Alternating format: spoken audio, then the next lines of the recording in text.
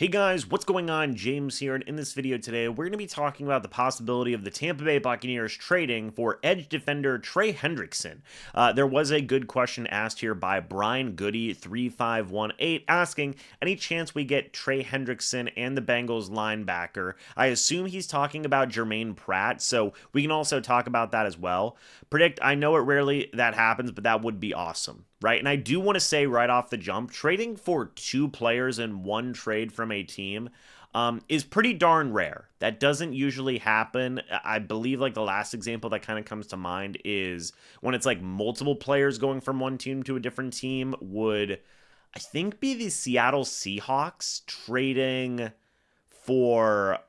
away Russell Wilson to the Denver Broncos because Drew Lock and Noah Fant were involved in that trade. So that's the last recent example that kind of comes to mind. Of course, a big example was the Herschel Walker trade that was made a time ago. That's another big example as well. But point being is that it's pretty rare, right, for multiple starting caliber players to be moved in a trade. It usually has to be a pretty big deal. But let's take that aside and dive into the possibility of the Bucs trading for either one of those guys as individuals, right? So let's first take a look at Trey Hendrickson. And this has actually been a bit of a popular name this offseason for not just Bucs fans, but around NFL circles as well. The Buccaneers are very familiar with Trey Hendrickson. He spent 4 years with the New Orleans Saints, had a breakout year in 2020 with 13 and a half sacks. He then got a big payday to join the Cincinnati Bengals, and since then, it's been fantastic. I mean, 4 straight Pro Bowls, a first-team All-Pro, second in Defensive Player of the Year voting. Honestly, probably should have won it, in my opinion, because he led the league with sacks this past year with 17 and a half. It's the second year in a row, by the way, he's gotten 17 and a half sacks. During his time with the Cincinnati Bengals, he's had 57 sacks in 4 years, guys. It's pretty darn impressive. And he is only 30 years old, just turned 30 years old, will be that age this upcoming season.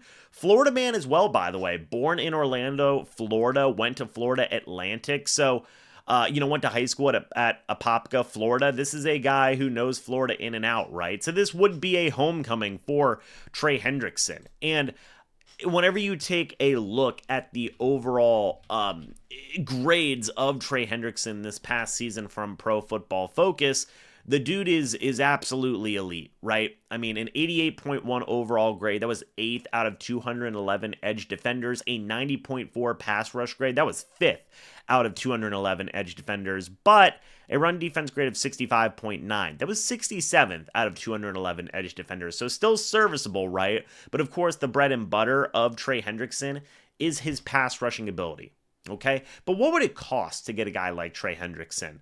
I believe that it would not be surprising at all if it cost a second round pick or a third round pick and some other picks to get a guy like Hendrickson. And if there's other teams bidding for his services, that would jump the price tag up even more, right? One thing the Buccaneers may have to their benefit is that this is the second year in a row that Hendrickson has been wanting a trade. That may lower his value a certain bit, but to have a top-tier pass rusher like Hendrickson, who's still got a couple of good years left in him, on the trade block, much like we were talking about with the Myles Garrett situation, everybody's going to be wanting a guy like Hendrickson, right? Any team that needs pass rushing help is going to want his services, right? Even if you take a look at the example of the Buccaneers' own division, the Panthers could use Hendrickson, the Saints probably would want him back, and the Falcons could use him as well. So there is going to be a bit of a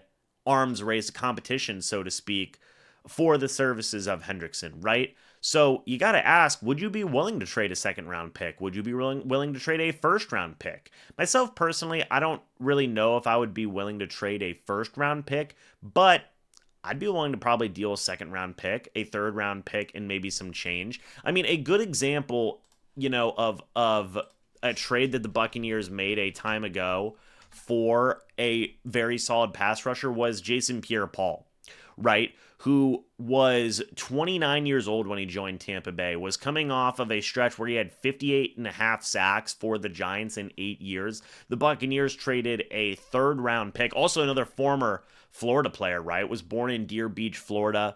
went to high school at Deer Beach, went to college at USF. Like, this is another guy who, really did, a lot of good work before he joined the Tampa Bay Buccaneers. And he was traded to the Buccaneers for a third round pick and a fourth round pick. It was a fourth round pick swap with the Giants. The Buccaneers got, or I guess I should say the Buccaneers got pick 102, and Jason Pierre-Paul, and they gave up pick number 69 that year and pick number 108 that year. So, could we see maybe a third and fourth rounder go for Trey Hendrickson and maybe like a sixth rounder, something along those lines? I don't know. It's possible. Do you even see Jason Light say, hey, we're going to throw out a second round pick in there? I don't know. But we're going to have to wait and see. This would probably be the most possible trade candidate out of all the guys that are out there. Your Max Crosby, your Myles Garrett. Trey Hendrickson would probably be the most likely name on the list, in my opinion. Now, just real quick to kind of talk about Jermaine Pratt. I think it's probably more likely he's going to get released. He is 28 years old, will be 29 this upcoming season. Very capable linebacker. Just had a fantastic year with Cincinnati. 143 total tackles, 4 quarterback hits, 5 tackles for loss, 6 passes deflected, 2 forced fumbles, 2 fumbles recovered, 2 interceptions as well. Overall, very, very solid year for Jermaine Pratt in terms of taking looks at statistics. It was far and away his best season with the Cincinnati Bengals. Whenever you take a look at the overall grades, though, definitely left some stuff to be desired. An overall grade of 60.6. That was 110th out of 189 linebackers. Pass rush grade of 54.5.